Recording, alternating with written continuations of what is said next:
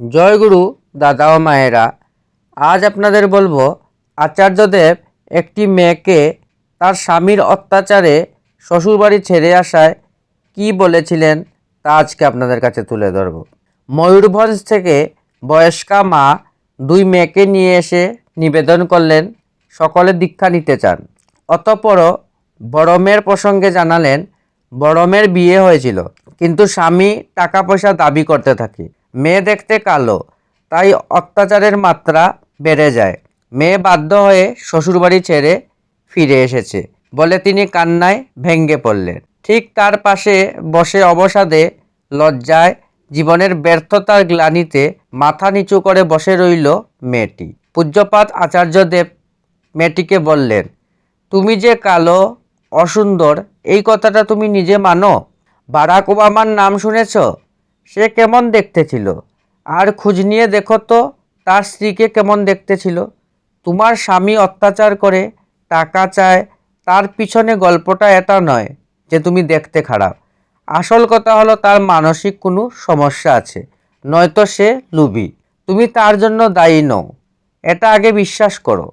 আর অত্যাচার করলে, প্রহার করলে শক্ত মন নিয়ে আইনি লড়াইয়ে নামতে হবে। তার জন্য মনোবল লাগবে, ভেঙে পড়লে চলবে না। সেই মেয়েটির হাতে অনেকগুলি আংটি দেখে বললেন, তোমার হাতে এত আংটি কেন? মেয়েটি জানায় এইসব সমস্যার কারণে মা চিন্তিত হয়ে আংটিগুলো পরিয়েছে। পূজ্যপাদ আচার্যদেব মেয়েটির মায়ের দিকে লক্ষ্য করে বললেন, তার মানে আপনার ঠাকুরের প্রতি নির্ভরতা নেই, নির্ভরতা আছে ওই আংটিগুলির উপর। মাটি এই সময় নীরব থেকে কাঁদতে লাগলেন।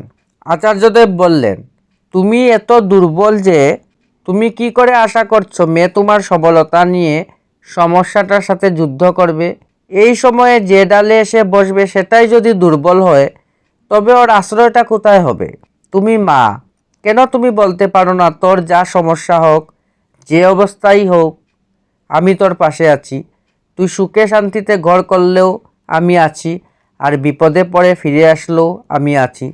তুমি ঠাকুরের উপর নির্ভর করতে পারছো না, নিজের সন্তানকে কি করে নির্ভরতা দেবে? তোমার সন্তানই বা কি করে তোমার কাছ থেকে নির্ভরতা পাবে? ঠাকুরের উপর সবটা ছেড়ে দিয়ে সবেই তার ইচ্ছা মনে করে চললে এখানে এসে কান্না পেত না। নিজের মনকে প্রশ্ন করে দেখো তো, কেন তার উপর নির্ভরতা আসছে না?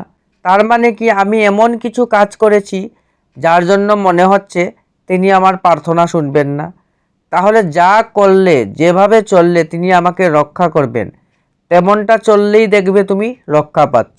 ওই আংটি, তাবিজ এসব ধারণ করে নিজেই নিজের রক্ষাকর্তা সাজতে হবে না, তিনি আমাকে রক্ষা করবেন। এই বিশ্বাসটা নিজের মন থেকেই আসবে। এটি আলোচনা মাঘ 1430 থেকে নেওয়া হয়েছে। জয়গুরু।